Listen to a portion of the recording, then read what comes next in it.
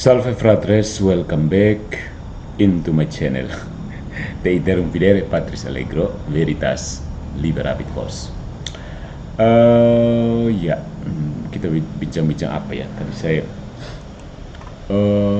selamat merayakan Corpus Christi, Hari Raya Tubuh dan Darah Kristus. Di mana? Secara tradisional, Corpus Christi itu dirayakan pada hari Kamis sesudah Hari Raya Tritunggal Maha Kudus. Namun di daerah kita di Indonesia, karena hari Kamis itu hari kerja, maka kemungkinan banyak orang tidak bisa merayakannya, maka KWI menggesernya ke hari Minggu terdekat. Jadi hari ini kita merayakan Hari Raya Tubuh dan Darah Kristus. Pengalaman saya di waktu masih di Polandia, dan kebanyakan di Portugal dan Spanyol juga masih ada. Italia saya tidak tahu ya. Prancis maybe. Corpus Christi itu hari libur nasional, dan di situ selalu usai perayaan Ekaristi selalu ada prosesi sakramen keliling kota. Biasanya kota-kota tua yang temboknya sudah berlumut mereka. Karena pas Juni hampir memasuki musim panas, jadi situasinya bagus untuk keliling kota. Banyak bunga ditaburkan sepanjang jalan, dan di setiap perhentian sakramen ditaktakan, lalu semua berlutut menyembah sakramen Maha Kudus. Pemandangan yang tidak mungkin ditemukan di daerah majemuk seperti di Indonesia. Karena di sini pengungkapan iman secara sosial semakin direpresi dengan alasan moderasi beragama. Sayang sekali ya. Jadi ungkapan iman di tempat publik mulai disingkirkan. Tidak boleh, itu privat. Sayang sekali. Jadi mendingan kita kembali ke Polandia ya. Oke, kita Indonesia tetap tanah air beta ya.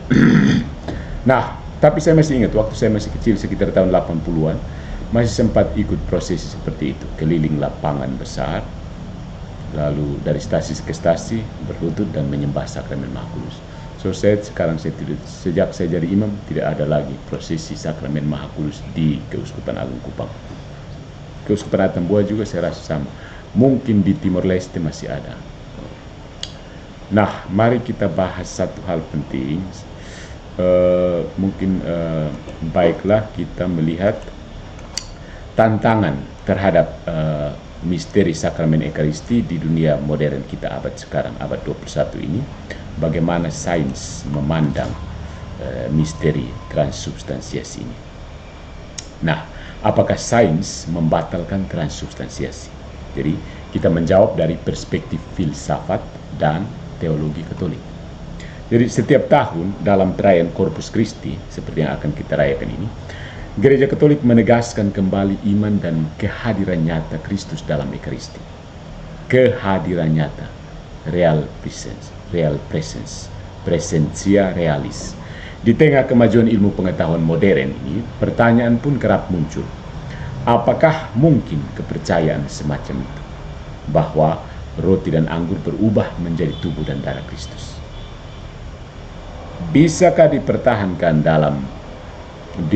secara rasional di abad ke-21 ini, di mana segala sesuatu minta pembuktian verifikasi empiris? Yang lebih tajam lagi, jika host yang telah dikonsekrasikan itu diuji di laboratorium dan tetap menunjukkan struktur gandum, bukankah itu membuktikan bahwa tidak ada perubahan hakiki yang terjadi?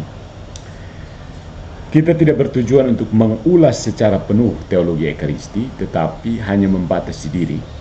Jadi kita tidak akan masuk ke metafisikanya, teologinya, atau biblikanya, tapi kita membatasi diri pada satu pertanyaan penting. Apakah sains modern ini membantah, merefutasi ajaran Katolik tentang transubstansiasi? Nah, dengan tegas dan berdasarkan kerangka epistemologis yang jernih, jawabannya adalah tidak, no. Nah, ada kasus uji DNA pada hosti yang telah dikonsekrasi. Itu terjadi di Amerika Utara. Pada tahun 2014, sekelompok ilmuwan mengambil hosti yang telah dikuduskan dengan cara mencuri dan menjalankan analisis DNA. Tes PCR yang mereka lakukan menunjukkan bahwa materi hosti tetap menunjukkan DNA dari gandum, atau yang bahasa ilmiahnya, nama ilmiah dari gandum, Triticum aestivum, triticum aestivum. Di situ tidak ada jejak DNA manusia. Jadi kesimpulan mereka, tidak ada bukti transubstansiasi, alias gua kosong menurut mereka. Nah, kesimpulan ini tidak hanya secara teologis prematur, terlalu cepat, tetapi juga secara filosofis keliru. Mereka menuntut bukti ilmiah untuk realitas yang secara definisi bukan bagian dari kategori empiris. Ya. Jadi singkatnya mereka menyalahgunakan sains untuk mengadili dogma yang berdiri di ranah lain. Sonnya, atau orang Kupang, sonde nyambung. Nah, ada distingsi esensial, perbedaan penting mendasar antara spesies dan substansi. Supaya diskusi kita ini, pembahasan kita ini tidak terjebak pada dikotomi sains versus agama, kita perlu kembali ke istilah teknis yang telah lama digunakan dalam teologi Katolik, spesies dan substansi. Orang yang belajar biologi mungkin kenal apa itu spesies. Orang yang belajar filsafat lebih dekat dengan substansi. Nah, dalam ajaran resmi Konsili Trente, dijelaskan bahwa dalam Ekaristi itu terjadi perubahan substansi. Substansi roti dan anggur berubah menjadi substansi tubuh dan darah Kristus. Sedangkan spesies, yakni penampakan lahiriah, termasuk rasa, warna, tekstur, dan bahkan properti fisikokimia, tetap sama. Jadi perubahan bukan spesiesnya berubah, tapi substansinya yang berubah. Substansi berubah, spesies tetap. Sementara ada bentuk perubahan yang lain, spesies berubah, substansi tetap. Ya. Kayu berubah menjadi kursi, itu spesiesnya berubah, substansinya tetap kayu. Spesiesnya dari pohon menjadi kursi. Nah, yang berbeda pada transubstansiasi adalah substansi berubah, spesiesnya tetap. Jadi kalau kita ambil contoh kayu tadi, kayunya berubah menjadi besi, tapi pohonnya tetap. Nah, seperti itu. Tapi ini tidak pas. Ya. Analogi itu bisa sebagian benar, tapi sebagian tidak sesuai. Karena ya bahasa analog. Oke. Jadi memang properti fisikokimianya tetap sama, tapi transubstansiasi ini adalah perubahan adikodrati, supernatural, melampaui nature, melampaui kodrat. Bukan transformasi biologis atau kimiawi. Jadi dia bukan transformasi yang sejajar, tapi transformasi yang supranatural. Jadi hasil uji laboratorium yang mendeteksi molekul gandum dalam hosti yang telah dikonsekrasi tidak membantah apapun, justru mendukung apa yang memang diajarkan gereja, bahwa yang berubah adalah hakikat terdalam, bukan struktur lahiriah. Sampai sini pasti ada yang ini kok omong-omong ya, maksudnya apa sih? Gitu. Oke, pakai abstraksi ya, jangan langsung mana. Pakai abstraksi karena indera abstraksi. Apa yang bisa diukur sains? Pertanyaan kita itu fenomena, bukan hakikat. Fenomena itu urusan sains, hakikat itu urusan rasio, abstraksi dan iman. Nah, dalam filsafat ilmu, khususnya sejak era positivisme logis, telah diakui bahwa sains hanya dapat bekerja dalam tataran fenomena, apa yang nampak bagi kita, apa yang dapat diamati, diukur, dan direproduksi dalam kondisi laboratorium. Bahkan dalam diskusi kontemporer tentang mekanika kuantum, perbedaan antara realitas ontologis dan data observasi, atau yang disebut sebagai measurement problem pengukuran, masalah pengukuran, tetap menjadi persoalan terbuka karena ada tegangan antara adanya mekanika kuantum itu dengan apa yang diamati sebagai mekanika kuantum itu. Jadi tetap menjadi persoalan terbuka. Artinya, bahkan dalam sains mutakhir, distingsi antara apa yang tampak dan apa yang ada itu masih sangat relevan. Ya. Perbedaannya tetap ada. Maka tidak konsisten secara filosofis bila seseorang menuntut agar realitas teologis itu seperti transubstansiasi bisa diverifikasi atau dibatalkan melalui observasi empiris. Tidak nyambung sebenarnya. Begitu. Tidak konsisten secara filosofis. Nah, Transubstansiasi ini adalah kepercayaan bukan karena empiris, penampakan alamiah, penampakan lahiriah, ditangkap oleh indera, tetapi karena pewahyuan Tuhan sendiri yang mengajarkannya. Pertanyaan berikutnya tentu begini, muncul dari kalangan skeptisis ilmiawan ini. Kalau tidak bisa dibuktikan, mengapa dipercaya? Ini kan tidak ada bukti. Jawabannya sederhana, karena diwahyukan oleh Kristus sendiri dan disampaikan secara konsisten oleh gereja sejak para rasul. Perdebatan dalam Yohanes bab 6 itu menunjukkan bahwa ajaran ini memang sulit diterima sejak awal. Namun Yesus tidak menarik kembali perkataannya. Dia justru menegaskan, dagingku adalah benar-benar makanan dan darahku adalah benar-benar minuman.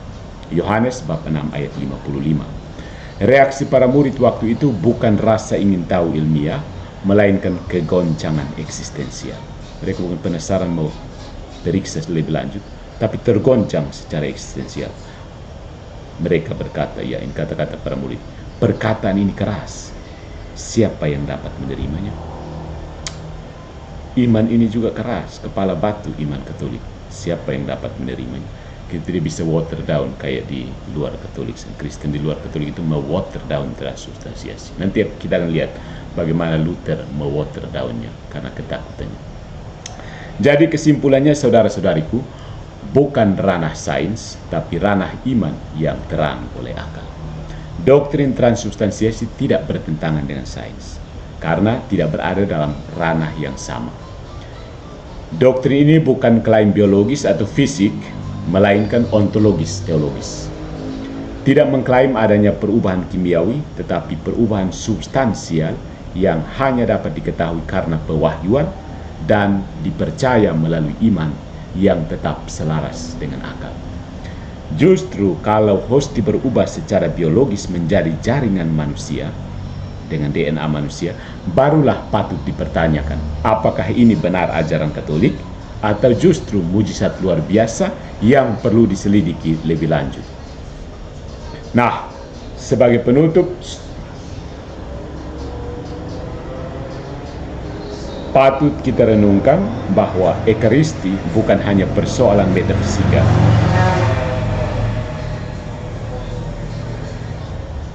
Ekaristi bukan hanya persoalan metafisika, tetapi misteri kasih Allah yang mendekat kepada manusia dalam rupa yang paling rendah hati, roti dan anggur. Inilah misteri yang tidak dibatalkan oleh mikroskop, melainkan diwahyukan oleh Kristus dan diwartakan oleh hati yang percaya. Selamat merayakan Hari Raya Tubuh dan Darah Kristus. Sebagai referensi lebih lanjut bisa membaca Katekismus Gereja Katolik nomor 1376 atau baca Konsili Trente sesi ke-13, Decree on the Most Holy Eucharist, Santo Thomas Aquinas bagi yang penasaran, Summa Theologia part ketiga, question 75, dan ya, dua buku lanjutan Edward Fesser, Scholastic Metaphysics, A Contemporary Introduction, dan Joseph Ratzinger atau Paus Benedictus ke-16, Feast of Faith. Selamat mempertanggungjawabkan iman Katolik Anda. Tuhan memberkati.